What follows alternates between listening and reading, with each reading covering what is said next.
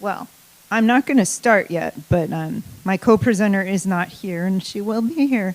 But since I have such a captive audience, I'm going to walk you through these blue folders here real quick because we don't have time to adequately do that during our presentation. So we have some goodies for you today, and we have, well, I can navigate here. We have a guide in here for supported decision making. In here is the template if you would like to use it for supported decision making. We also have that available as like a fillable document on our website, but that's so you can see what an agreement might look like. It can certainly be adapted to work for whoever is looking at that agreement. There are a couple worksheets in here, one on helping someone identify who might be a good supporter for them, and one for somebody who's looking at maybe exploring supported decision making to look at what kind of decisions they might want help with. There's also a fact sheet, a sheet on how to use supported decision making, and then a sheet for somebody, for a self-advocate, kind of giving you the basics on supported decision making, and it has a QR code that'll take you right to Protection and Advocacy's website. So when we're done here, just a plug in case you're scurrying off to the next session, we do have some of those guides over here, and you are welcome to grab that whole stack. I have more. If you'd like to take them back with you, or if you have friends you'd like to share them with, please do that. We have lots of them. We'll get going here in just a minute.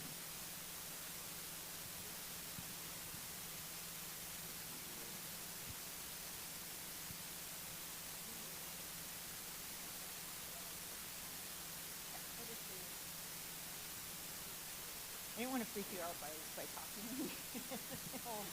But I thought, we don't really get a chance to walk people through the folders. I think that's great. Yeah. I think everything you do is great. So, okay. So if you're ready, I'm ready. Okay, we'll get going here then. This is great because oddly enough, this session was like 5 minutes shorter than our last session, so we're going to reclaim 3 minutes back. So we'll give you 3 minutes more information than you were going to get. Welcome to Embrace Your Choice, how to support the right to choice for persons or people with disabilities. It's supported decision making. And so I'm Mandy, and this is... I'm Angie Dubelvoy with Minot Protection Advocacy Office. Yeah, sorry. Just quick legal disclaimer, and then I'm going to turn it over to you, Angie. So we're going to tag team it today. Legal disclaimer, if you have questions, we love it. That's great. But we won't get into any specific situations here. If you'd like to talk to us afterwards, we still can't give you legal advice, but we'd be happy to chat with you. And tonight, 4:30, we'd be happy to chat with you as well. But please don't take anything we're telling you as legal advice. Okay. We're going to be talking about 4 different topics today. We're going to be talking about capacity. What is supportive decision making? Let's talk about it. And do I need it in writing?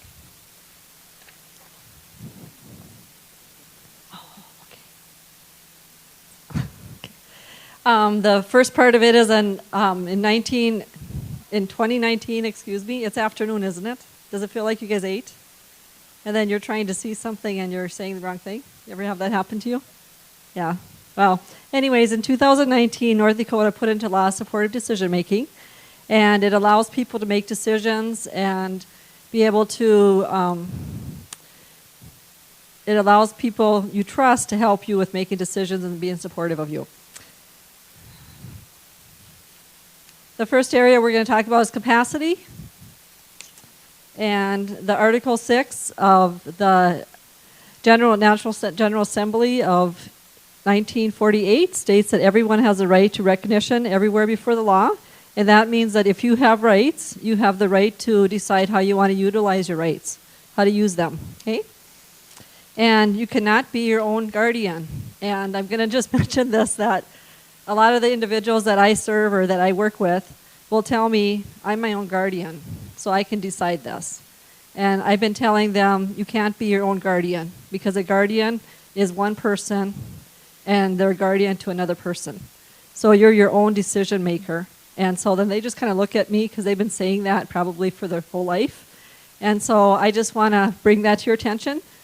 You can't be your own guardian, but you can be your own decision maker. So Next area is capacity. We're going to talk about mental capacity. People's mental capacity basically means identifying and choosing something of your values, your beliefs, and your preferences. So it's things that you believe in and things that you like, not things that your parents like, not things that your friends like, not things that your relatives like, not what if you have caretakers helping you, it's not what they like, it's what you like. And so capacity can change for a person. Capacity is your ability to carry out something, and so that can change depending on what your disability is. Your age can change how your capacity is. Illness, environment, and other things that can affect your capacity. Lacking capacity in North Dakota, the court if the court finds a person lacks mental capacity or is incapacitated, they can order you to have a guardian. Incapacitated means the person's ability, their disability affects their ability to make important decisions and communicate those decisions. It also is when somebody's disability puts them in, if it happens that somebody's disability puts them in health or safety in danger, then that could be a concern for lack of capacity also. Guardianship. Guardianship is a relationship. It's a legal relationship between the person and the ward.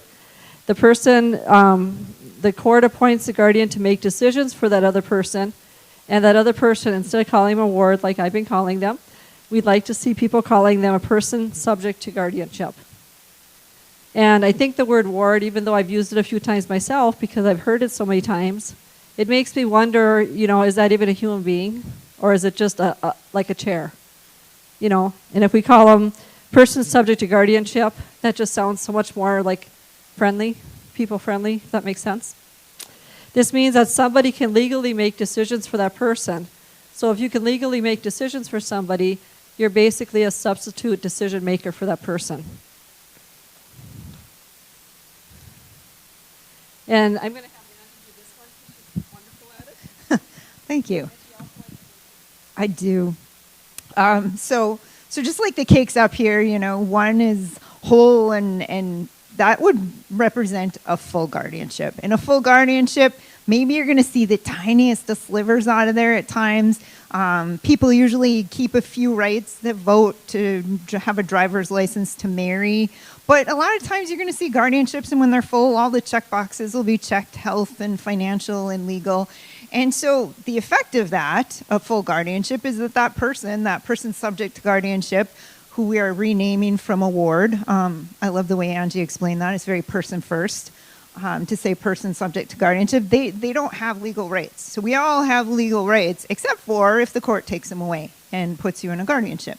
And not that that's inappropriate in all cases. Absolutely, guardianship has its place. It's like to me, it's a spectrum. So sometimes guardianship is appropriate if the person can't make decisions for themselves. Sometimes guardianship can be limited. So like that second picture of cake, there's a chunk out of it, and that chunk to me represents the rights that the person has. They get to make those decisions, maybe where they live and all their financial stuff. If you look at guardianship, sometimes you'll see the limited and you'll see check boxes maybe for legal and for financial, and that means that person gets to make all their own decisions there, and nobody substitute decision makes for them. So really important to know if you're working with a guardianship, if you're in a guardianship, what are your rights? What are your rights? What are your guardian's rights? What decisions do you make? What decisions does your guardian make? And be very clear on that, because if it is limited, you have retained your rights, and that means you get to make them. And the courts look at that every 5 years. And so that's part of where supported decision making comes in, but I'm not going to jump into that yet. Free Britney is a movement that showed how hard it is to convince the courts that you can legally make your own decisions, and that when you're in a guardianship, I think it's difficult for individuals that have a guardianship to start speaking up on their behalf and just start saying, I can make some of these decisions myself, and start asking for maybe even more limited ways in their guardianship instead of keeping the full guardianship. So best interest versus expressed wishes. Guardians or substitute decision makers can make decisions for a person. So if a guardian is involved, they make decisions that are for the best interest of that person. And when we're looking at supportive decision making, we're looking at people making a decision according to their expressed wishes, not according to what's necessarily best for them. Dignity of risk refers to the rights to make choices and to actually take risks. People can do this, they can learn, and they can improve their life. How many of us in here have made a decision and it wasn't a good decision and it didn't turn out so well? So what happens when we do that? Do we do it again? Sometimes we do. Sometimes we do it 3 or 4 times, and then we realize, you know what, that's not the best way to do it. So then we start making different decisions. And that's how we all learn, and that's how we all grow as a person. So capacity and supported decision making. Capacity, when it comes to decision making, is not an all or nothing. Some people are able to make some decisions and not others. Some people are able to make decisions sometimes and not other times. So capacity isn't something that stays the same. It's a moment by moment. It changes from moment to moment. It changes from day to day. It changes on how you're feeling, whatever you have going on. The important part is that a person is able to when a person is making decisions, that they understand that they are given all the options. So if you're ever working with somebody or befriending somebody or are in somebody's life, and you need somebody in your life to help you make decisions, you want them to tell you all the options available so that you can make the best decision. And I think we do that. Each one of us does that when we talk to other people about decisions that we're making, because we want to find out what's the best decision. And I think it's really important to give that information to other people too. So the takeaway from this first section here is mental capacity is the ability to think and make decisions, and legal is the right to make decisions. Capacity changes, and just because you can make one decision doesn't mean you can't make others. Okay, topic 2, what is supported decision making and how does it fit into what we've told you about capacity and guardianship? Well, first I'm going to give you the basics. There's 3 parts. We're going to refer to it sometimes as SDM, that stands for supported decision making. The first part is the individual decision maker. In North Dakota law, that person is referred to as a named individual, which is just, it's a name. We prefer decision makers, so in this presentation, that's what we're going to call them. And then there's a supporter, that's your second piece, and the third piece is the agreement. And so here's what it means in law, in not legalese for you. A supporter can help gather information for somebody. That could be financial information, it could be medical information, it could be stuff from a college. Even supported decision making can start at 18, so it could be in high school as well. A supporter can explain information, so they can not only gather, but they can explain. Or they could just explain and not gather. If you can get your own information, that's fine. Maybe you just need somebody to help explain it to you. That could be an option. A supporter could help you identify choices and pros and cons of those choices. What happens if I say yes? What happens if I do this thing? What happens if I don't do this thing? And kind of weigh those choices, weigh the consequences. And the person, your supporter, can actually communicate your decision on your behalf. So I suppose my favorite example is if I was scared of needles and I wanted somebody to come to the doctor with me and explain that I'm really scared of needles.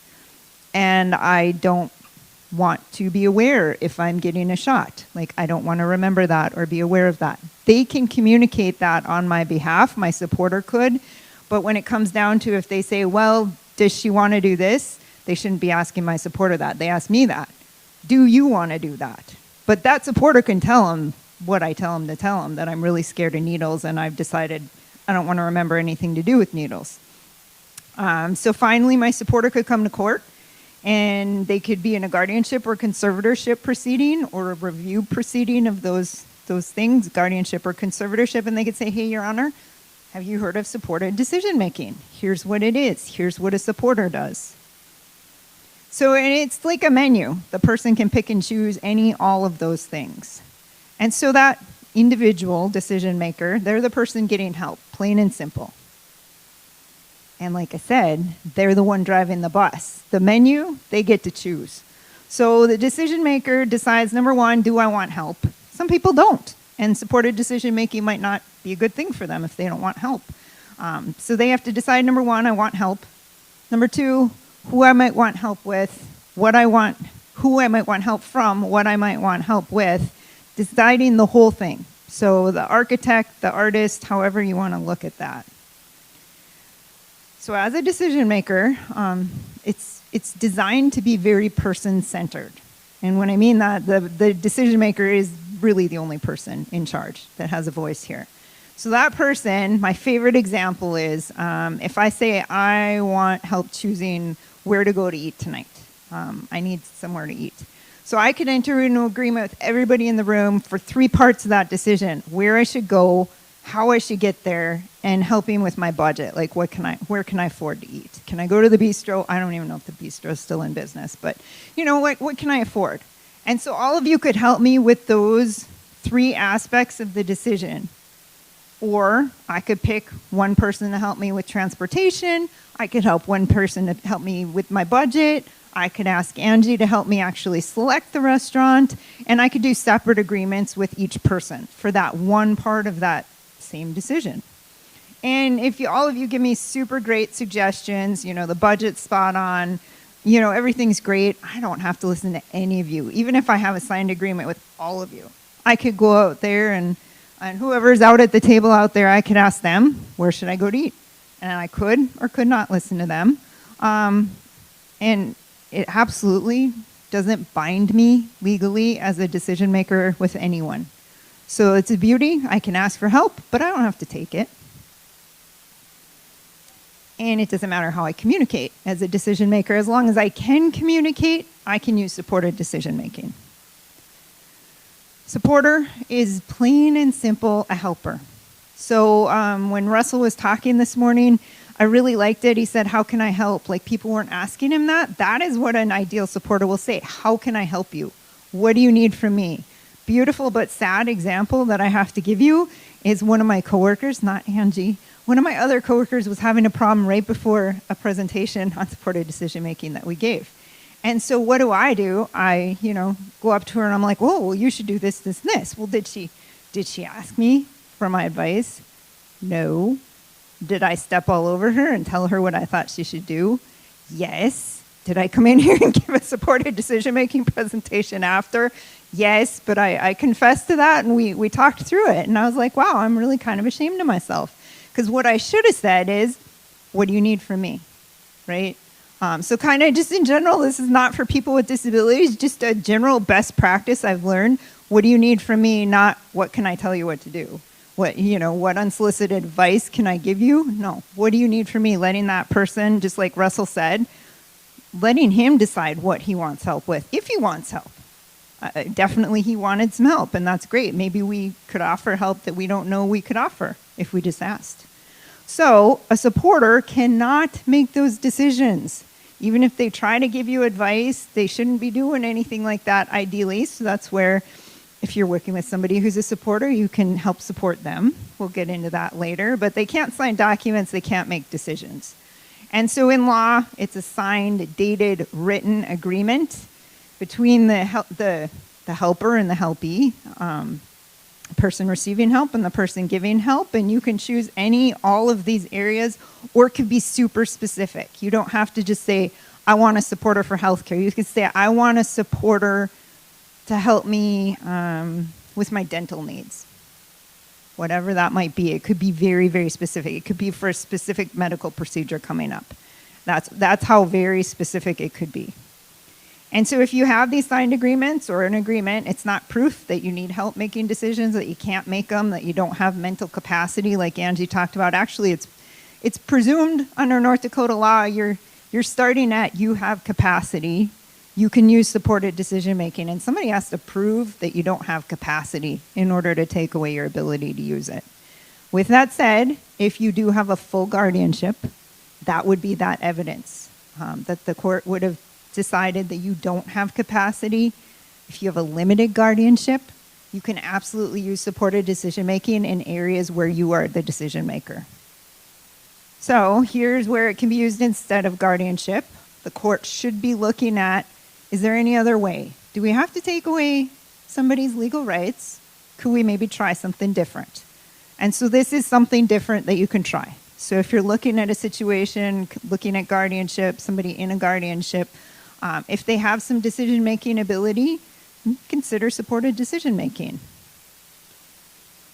Advantages to supported decision-making versus guardianship, only the court can change it. Angie told you guardianship is a legal relationship. It is, which means you are dependent on having a court change that arrangement. It will look at the guardianship every 5 years, but supported decision-making doesn't go to court. It's just between you and your supporter. And you can change it very easily as a decision maker. You don't have to file it with anybody or give it to anybody. Question we got last session was, do we know anyone who's using it? Not really, because people don't have to tell protection and advocacy that they're using this. They're just using it out in their lives. And if they decide to use it for a month or a year or whatever, we don't know about it unless they tell us. And so the extra beauty of this is you can use multiple supporters. So maybe somebody's good with financial. They help you with your financial decisions. Maybe you know somebody who has some medical experience who's really awesome to help you explain medical records to or whatever you might want help with. It also works, I gave you a hint, it works with guardianship. If you are not limited in your guardianship to make financial decisions, if those are your decisions and not your guardians, then you can absolutely get a supporter if you'd like. So that can be used to build your decision-making skills and grow that ability to become a more independent decision maker. So your takeaways, 3 parts. It can be used instead of guardianship. It can be used with guardianship. And it can help grow decision-making skills. All right, the next area we're going to talk about is let's talk about it. Getting started when you're working with somebody or even ourselves when we make decisions. A lot of times like we talked about earlier, that we've made some bad choices sometimes, things like that. One of the things we can do when we're working with an individual or somebody that we have in our life that isn't used to making their own decisions, if they mention something to us, we can ask them, what kind of choices do you want to make? What kind of choices have you made before? What kind of things have worked for you? What kind of things haven't worked for you? How did you make those choices? What did you like about making those choices? What didn't you like about it? What worked and what didn't work? And it doesn't have to be something that person has figured out, because I don't think any of us in this room probably have that figured out yet. So we just continue to do that and continue to encourage people to build their capacity. And I wanted to pull the mic away from her earlier because I wanted to say something. But I was just thinking about, when you think of supported decision making, you think of guardianship. It can become part of the guardianship. And I think about when people go to meetings, and a lot of times, like when Mandy said, if you go to the doctor, a lot of times they'll look at the person that's with the individual instead of the individual and ask them or tell them the information. And I think that happens at team meetings. I mean, I don't get to go to a lot of team meetings, but when I do, I would say that happens at team meetings all the time, where the guardian's probably sitting on this side of the table, and the person that they're serving is on the other side of the table. They're not even sitting with each other. So I don't know how they know what bothers me is I don't know how that person knows what the other person is wanting when you're representing them if you're not even sitting by them. And so I just think it's very important that they start building that into guardianship also, and not just as a separate thing from guardianship. So I just had to say that. Okay. So building capacity, starting small, starting with making a few decisions. If somebody tells you something, you can just say, what do you need help with? And then once they tell you, say, well, what kind of, who would be the best person to help you with that decision? Maybe it would be their aunt, maybe it'd be their grandma, maybe it would be a friend, maybe it'd be somebody that they know that's really good with finances, different things like that. And so finding a person that they feel that they can trust for those decisions. Brainstorm. There's a brainstorming guide that's at the website that's listed there. And Protection Advocacy developed a worksheet that should be in your folder. And you can work through making decisions. It's fine to make extra copies of those so you can share them with others. And these agreements don't need to be made forever. There's not a expiration date on them. There doesn't have to be a date on them. There can be a date on them. But I just want you to know that utilize these forms, share them with other people. It just helps you to figure out kind of how to go about this process. And I think this process is something that a lot of us do on a daily basis and don't even think about it. But it's definitely, no one's decision is too small or too big. And I think when a person gets a chance to actually decide where they want to eat, or gets to decide what they want to do, or if other people tell them what they should do, and then they still make their own decision, that just makes you feel kind of like empowered a little bit, when you actually can make a decision and other people actually listened to your decision. So identifying supporters. I think one thing that happens too is sometimes there's a lot of people that, maybe the individual doesn't have friends, or maybe they just have people that are in their lives that help them with the services that they receive. And so sometimes just identifying who could be a supporter for that person is very important. Looking at choosing a supporter that has capacity, and also making sure that you ask that supporter if they want to be your supporter, because they might not know that you're needing that or that you're asking for that. So telling people what you need is very important. Remember that also, that if you have a supporter, that supporter can decide at any time that they're done being there for you, because it's not like it's a commitment that they have to keep. And it's kind of like you can decide, you know what, I made decisions, that you've helped me make decisions before. You've told me different things. I feel like that's just not working for me. And then you can decide you're not going to have that person anymore. So there's no commitment where it has to stay that way. And like Mandy, I don't know if we talked about this yet or not, but when you go to court, there's no court. It's not filed with the court. So it's something that's more flexible that way. So. And the other thing too, to look at if somebody's involved in, like sometimes people are involved in, maybe they have a job that they have, and so they'll meet people at their job. Sometimes people are involved in churches. People are involved in things in the community.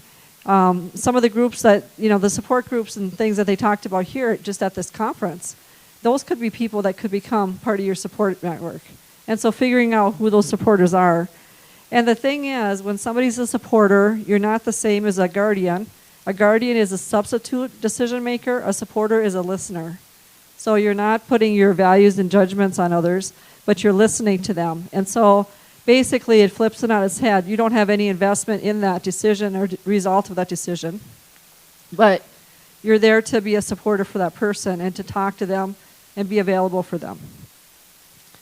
Supporters need to be good listeners. So a good listener is somebody that listens and doesn't have anything ready to say, this is how you should do it. And that's hard to find. That person needs to understand your values and your preferences.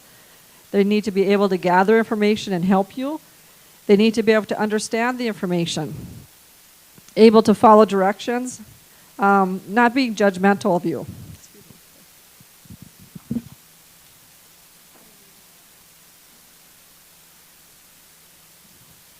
One thing I want to add with the risky dignity of risk, that doesn't extend to unsafe. So when we're saying dignity of risk, there's a difference between risk and dangerous and unsafe. So just to draw that line, like Angie said, you don't have to support every decision. If it's risky and you're cool supporting that dignity of risk, that's great. But if it's not something you can get behind as a supporter, you don't have to.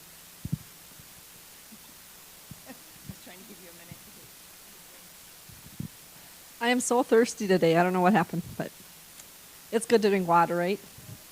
Okay. So, the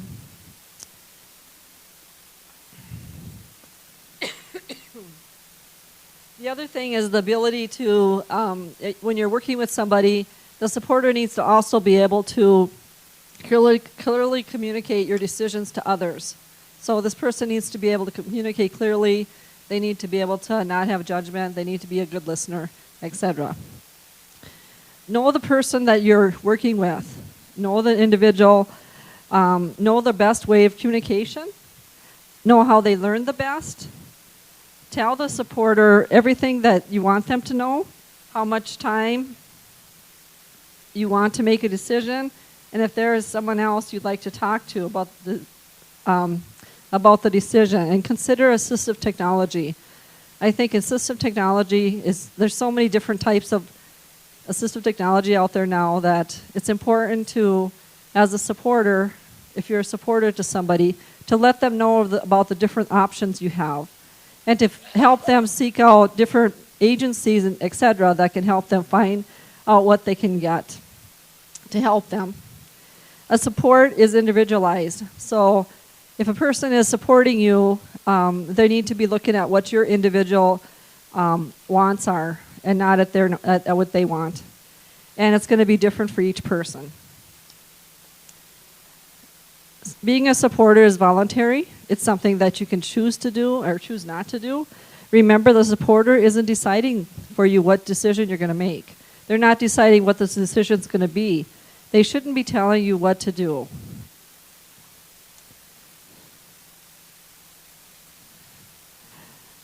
The conversation takeaways. It's about what to decide, which areas, who's going to support you, what kind of supports they're going to provide, and how they're going to provide those. There's no magic formula. It takes patience, time, effort, and willingness to keep trying. Okay, so last topic. Do you need it in writing? Short answer is no. But, there's the but here. It's beneficial to have it in writing for a variety of reasons. So one, if you're a decision maker, it protects your information. So if you have a supporter getting your information, the law protects that information and has requirements for the supporter to protect it. And for other people who are sharing that information to keep it confidential. It also has protections for the supporter. If they're doing everything that they think they should be doing under that agreement, and because you have a written agreement, it's very clear what your job is as a supporter, then they should be protected from you saying, hey, you messed up something. And so then it provides protection for people relying on your agreement as well, because you can show them. You can say, this is my supported decision-making agreement. This is my supporter. Here's what they're here to do. So everyone's very clear on what everyone's job is. And so that's where that agreement comes in handy. It gives that definition. I'm decision maker. Here's what I'm asking for help on. Here's who I'm asking for help from. Here's the kind of help that person should be giving me. So you talk about it. And it should go into that agreement the way, if you're the decision maker, it should go in the way you want it. So that agreement is your way. It's your plan. If you're building a house, that's how you want your house built. And you can be as detailed or as vague as you want. It could be just a real outline. I want some help with these things. And then if you want to change it in the future, that's great. It's also your opportunity to say how long you want help for. And so in order to meet the requirements in North Dakota law, there are not many requirements, but in order to meet it as a written agreement, it has to either be notarized by a notary public, one, or it has to be witnessed by 2 witnesses, and those are the requirements to be a qualified witness. And I think I mentioned before, but if I haven't, you have to be 18 to enter in a supported decision-making agreement. However, this should not prevent you from talking about supported decision-making with young people, especially, let's see, I'm not, forgive me if anyone in the room is under 18, but I'm eyeballing it, I'm not seeing anyone. But if you work with people, if you have a child, anyone who's younger than 18, please talk to them about this as an option. A lot of times what we find is in the school system, there isn't a lot of awareness on this yet. We are working hard to change that. But a lot of times what happens is a child grows up, they're on an IEP or whatever kind of plan that might be, and they're starting to get to the age 18 and coming in transition, and the only option presented a lot of times is guardianship. And we just want this to be an option that's discussed. Guardianship is not the only option. Parents can continue to be involved in their child's life as a supporter, or the child may decide they don't want involvement. And if they have capacity to make that decision, it's a beautiful way to support that child's independence in making their own decisions about where they're going to work, where they're going to go to school, if they're going to go to school, where they're going to live. All of these wonderful decisions that a lot of us probably take for granted. And so if you're looking at this agreement, there is a template. I mentioned at the beginning. It's in the booklets in your blue folders. It's also online. You can fill it out online. You can take it and use whatever parts of it you like. You don't have to fill out every single blank in this document. If you're a decision maker, you fill out what works for you. and you can change it however you like. This is not required at all, and you don't have to share it with the court.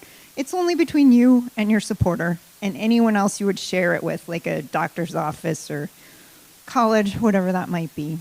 And so I think it's kind of come up through the day as I've listened to some of the speakers and some of the panels that sometimes people maybe don't have as much decision-making ability or feel like they're making a difference, right? This is it. This supported decision-making agreement is proof that that person is their own decision maker, that they are making a difference, if for nobody but for themselves. They're calling the shots. This is like your driver's license to life, if you choose to get one. So if somebody you're working with, if you choose to get a supported decision-making agreement, feel free to celebrate. It's a party-worthy or at least a selfie-worthy situation. Take that signed agreement and take a selfie. So we mentioned it's super easy to change. If you are a decision maker, super easy to change or end. So number one, you can just say it. Depending how you feel about your supporter, you could be like, you're fired. You could go the Donald Trump route, right? You're fired. We're done. End of story. Or you could be like, you know what? I really enjoyed having you as my supporter, but I think I'm going to go a different direction. Or I think I'm going to, try making these decisions by myself because I've learned a lot from having a supporter, and I feel confident now in making these decisions. You can use an assistive technology device, whatever that looks like. As long as you can communicate with one, you're good. You can also physically show you don't want the agreement. So you could take it out, tear it into 50 million pieces, throw it in the air like confetti, stomp on it, throw it in the trash, put it in the fire. Whatever shows that this agreement is done. You can also put it in writing. You can also just write it into your agreement right away. So maybe you're having your wisdom teeth pulled and you want a supporter to come with you to the doctor and the oral surgeon's office and help you explain information to you and maybe help communicate some things to that oral surgeon. And maybe you're going to need a little help after the procedure too, like figuring out self-care and transportation or whatever that looks like. So maybe you just want help for that. So you could write it right into the agreement. This supported decision-making agreement is in effect until 2 weeks after I get my wisdom teeth out, or until, September 15th, 2022. So you can just write it right in there. When September 15th, 2022 comes, your agreement's done because you put it in writing. Now we have protections in the law for decision makers in case a supporter would be convicted of a crime involving neglect, abuse, exploitation. That supporter will not be allowed to continue as your supporter. Same if there's a restraining order issued against a supporter on behalf of that individual to protect them, the supporter will not be able to continue being a supporter. Finally, if the supporter themselves lacks capacity at some point in time, they won't be able to continue being the supporter. And so if you are a supporter and you're gathering information, the decision maker still needs to sign authorizations. They need to authorize you to gather that information. That's part of that protection for your information. So if you ask them to help you gather medical records, you will still need, as a decision maker, you will still need to sign an authorization even if you have that supported decision-making agreement. That's just to protect you. It's to show the medical office that you are giving that permission. You can show them your supported decision-making agreement too. And so I already kind of touched on this, but if your supporter has that agreement, they're following what you say, they should be protected from you saying something was wrong here, something went wrong. So a question we got one time was, well, what if I'm supporting somebody who changes their mind and I don't know, I'm already on my way to do whatever they ask me to do, and they change their mind or they tear up the agreement or whatever. So that would be something, if you didn't know that the decision maker changed their mind, if the decision maker hasn't told you yet, then you would be relying on that agreement, doing what you thought was right and good. So generally you would be protected, but it's specific to each situation. And so by law, if you have a supported decision-making agreement, you take it to the doctor, they're required to honor that. So if anyone ever tells you supported decision-making, what's that? You can say, hey, it's in the law, look it up. You got to follow it. And if you need help with any information getting that law, please let me know in the future. So here's that protection for your information. If somebody gets information for you, your supporter, they have to keep your information confidential. They can't share it with other people unless you tell them to. And so finally, our takeaway is it doesn't need to be in writing. Like Angie said, a lot of us probably honestly use this every day and we don't call it anything special. It's asking people to help you make decisions and not being required to listen to them. And that's kind of what we do as social creatures. But this is definitely a way to get some protection under the law if you want to put it in writing. And let me see if I missed anything. I don't think so. So we have 5 minutes for questions. We would be happy to answer any questions you have.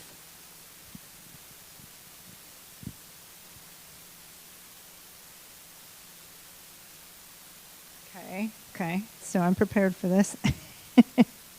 I'll skip the feedback because you have feedback. I don't know if you get access to this PowerPoint, but if you don't and you would like this list of resources, that is not in your packet. I would be more than happy to provide it to you. There's a lot of great things. This is not something specific to North Dakota, although, as Stephen reminded me, North Dakota, we created supported decision-making laws specific to what North Dakotans needed. So there are other states that have supported decision-making laws, and those are probably slightly different. In fact, I've looked at some other states' laws, and you won't see this isn't a cut and paste. So North Dakota supported decision-making laws were developed by North Dakotans. They were taken to the legislature. There was a committee of people that pulled it together. So it might exist in other states. It might not. Last I saw, I think it was like 14 states. However, it's a worldwide thing. The United Nations like supported decision-making. Australia like supported decision-making. There's some really great stuff in the UK on mental capacity. So if you're interested in looking at more stuff, I'd be happy to provide you with all sorts of resources. And so we got 3 minutes left. So here's like an example. We'll back and forth. Well, we'll back and forth here. Chester, he goes to the dentist. The dentist identifies the need for him to have surgery and wants to do surgery that day. Maybe not an uncommon thing. We're in kind of an instant gratification society, right? So decision needs making now. Chester is accompanied by his friend Janice. The dentist asks Janice to sign a consent for Chester to have surgery.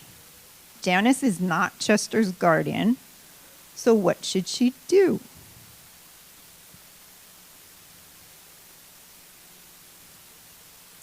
Very good response. She said, tell him Chester has to do it because he doesn't have any binding legal decision maker for him. He is his own decision maker, or he doesn't have a guardian, right? So perfect. That would be a great response. Absolutely. That's where I would like to see Janice start. This is Chester's decision. Even better if we could tack on. Chester might need some time to think about this. Why don't you ask Chester some questions, doctor?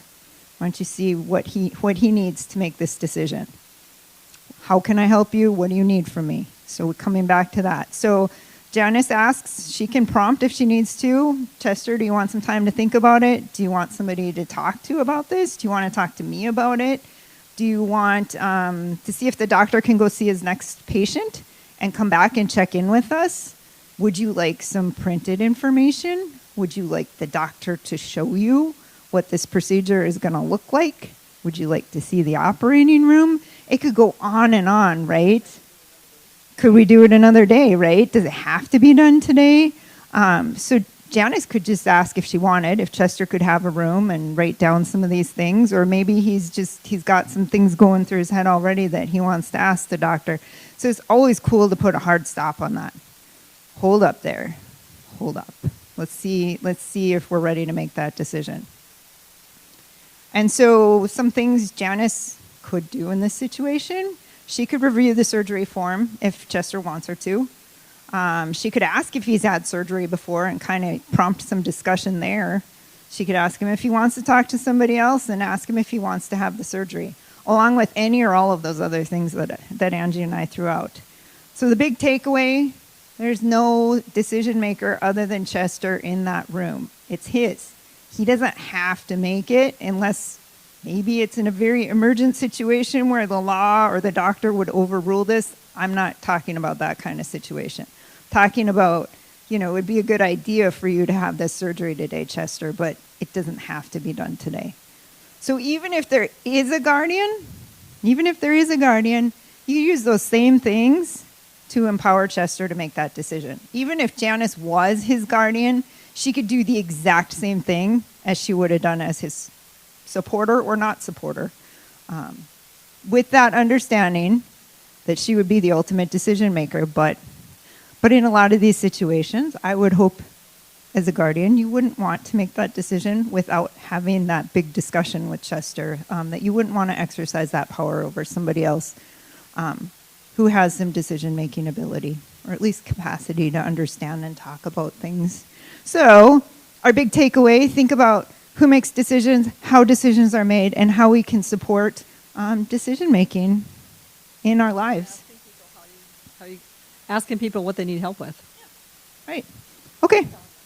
Yeah. Well, thank you. We are at 2:10, so we will let you go. We're happy to chat with you later or a few minutes here, so let us know. Thank you.